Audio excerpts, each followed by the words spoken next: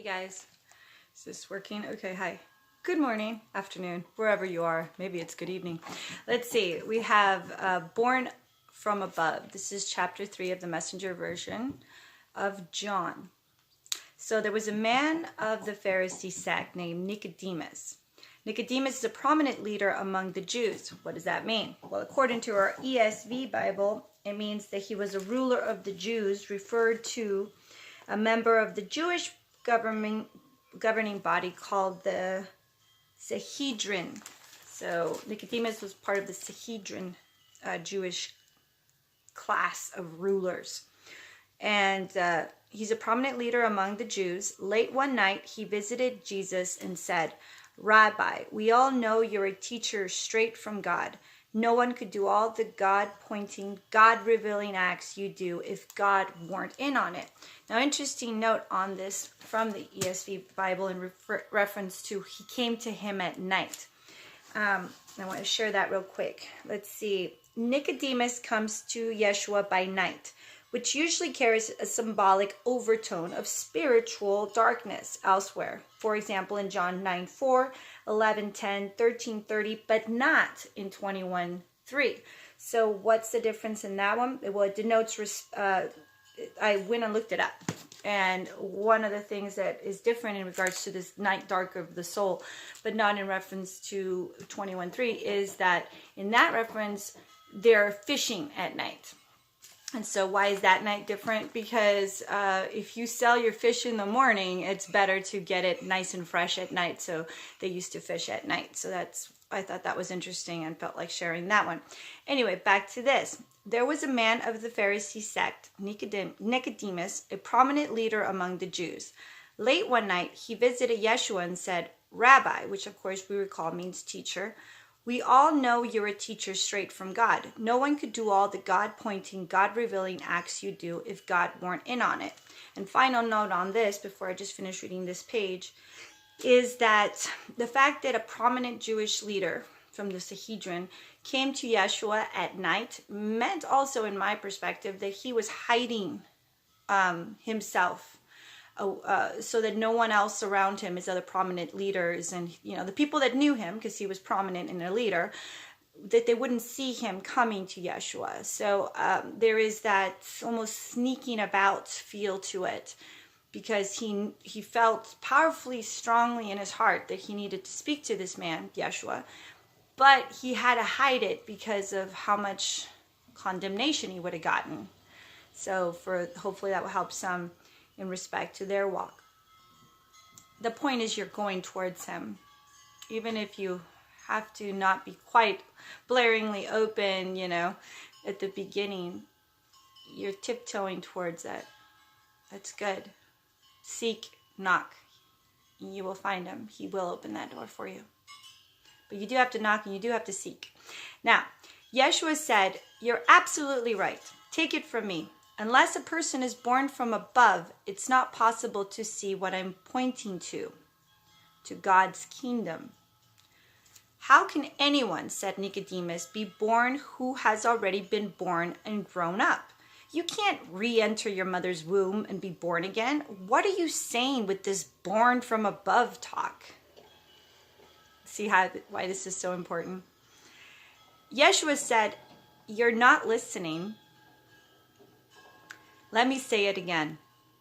Unless a person submits to his original creation, the wind hovering over the water creation, the invisible moving the visible, a baptism into a new life, it's not possible to enter God's kingdom. When you look at a baby, it's just that a body you can look at and touch. But the person who takes shape within is formed by something you can't see and touch, the spirit, and becomes a living spirit." And then here comes Nicodemus again.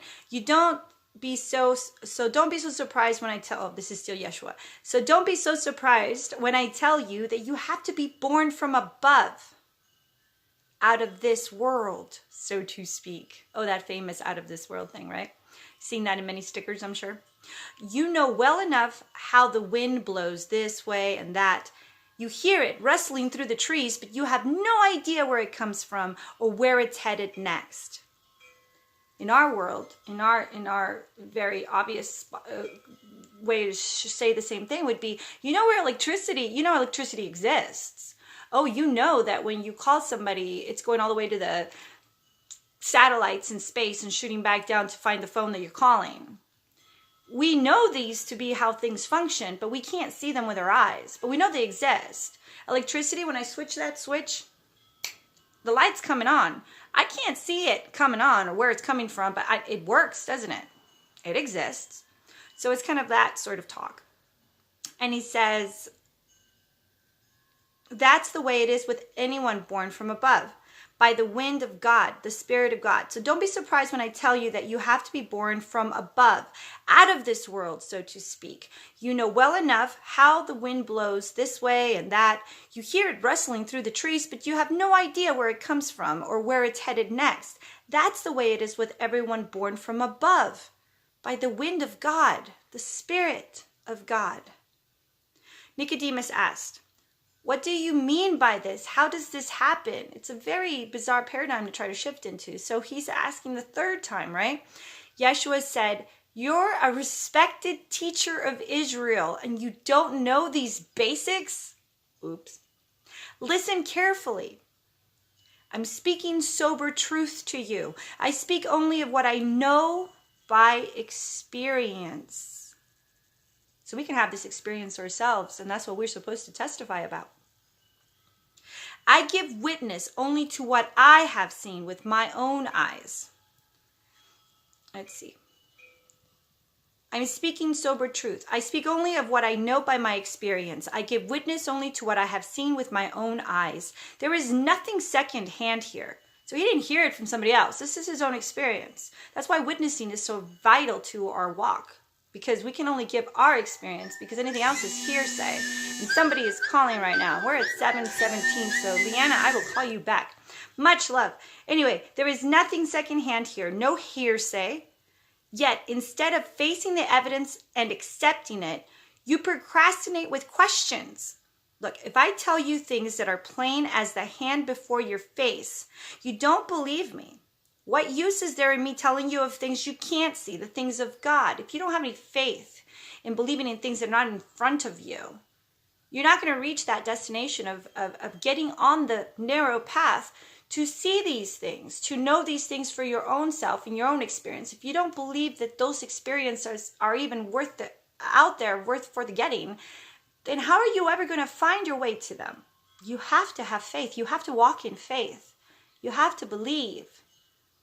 By the witness of others? Is that how we grow our faith? Or is it by the witness of what we decided to risk and go after? Oh, I think it's by our own experience that we will believe. Anything else is hearsay. Anything else we can turn on. Anything else we can just disregard later, even if it's the freaking truth, right? So no one has ever gone up into the presence of God except the one who came down from that presence, the Son of Man. In the same way that Moses lifted the serpent in the desert so people could have something to see and then believe, it is necessary for the Son of Man to be lifted up. In other words, Son of Man. And everyone who looks up to him, trusting and expected, will gain a real life, eternal life. So be a child of God. Lift yourself up. Trust in who you are by what you're learning. And it's only by trusting it and standing up in it that you'll learn that it's actually the truth for you. And then no one can take it away. This is how much God loved the world. He gave his Son, his one and only Son, and that is why, so that no one need be destroyed. No one need be destroyed. How exciting and beautiful and majestic and awesome is that? That is how much, because we all have this gift. That is how much God loved the world. He gave his Son, his one and only Son. And this is why, so that no one need be destroyed. By believing in him, anyone can have a whole and lasting life. We have an example of how that life is to be led. No one can take that example away. It was a gift to us. It's our guidepost. And if we choose to follow it and give ourselves into it, then we will be victorious like he was and walk with him. God didn't go to all the trouble of sending his son merely to point an accusing finger. No, it wasn't done in jealousy. It wasn't done in wrath. It wasn't to point a finger. It was done in love so that we could be free. Telling the world how bad it was. Okay, so God didn't go to all the trouble of sending his son merely to point an accusing finger, telling the world how bad it was. He came to help, to put the world right again. Anyone who trusts in him is acquitted. Anyone who refuses to trust him has long since been under the death sentence without knowing it. And if you don't trust in what is going to help you escape, then how are you ever going to be free? How are you even going to know you're jailed? Think about it. And why? Because of that person's failure to believe in the one-of-a-kind Son of God when introduced to him. This is the crisis we're in. God, light, streamed into the world, but men and women everywhere ran for the darkness. They went for the darkness because they were not really interested in pleasing God. They were interested in pleasing themselves. Everyone who makes the practice of doing evil addicted to denial and illusion. Here's the thing about denial. How do you know you're in it? You don't. But you start looking at the attributes of the Father, recognizing that you're actually hurting people or that you're always end up hurting. You got to start saying, is it me? And then know thyself, fix it, and then proceed ahead clean, acquitted. Everyone who makes the practice of doing evil, addicted to denial and illusion, hates God, light, the God light, and won't come near it, fearing a painful exposure. But anyone working and living in truth is hard. It's also liberating, but it's hard. So know the difference between you're suffering because you're under delusion and denial and you're actually hurting yourself and others, or you're suffering because you're finding who you are, recognizing your own darkness and shining a light on it and having to deal with that and saying, I can heal this. I don't want this in my life. I can be better. I know I'm better. For example, God hates light. Okay, so everyone who makes the practice of doing evil, addicted to denial and illusion, hates God light and won't come near it, fearing a painful exposure. But anyone working and living in truth and reality welcomes God light, so the work can be seen for the God work it is. So when you're starting to know thyself and you get out of denial and start seeing yourself and take self-responsibility to figure out what it is that you need to do to walk in the light and be that light, it's going to be difficult, but you're not going to be running amok and not caring about what the Father would want for you. He's a good Father. He's a loving Father. He wants you to be who He made you to be. And there is nothing better for your path than that. For your Creator created you to walk that path in that way. So seek it. And work through the self-struggle that it might bring so that you can find true freedom. I love you guys. Next time we're going into chapter 4. No, wait. We're finishing off chapter 3 with the bridegroom's friend. I love you. Have a wonderful day.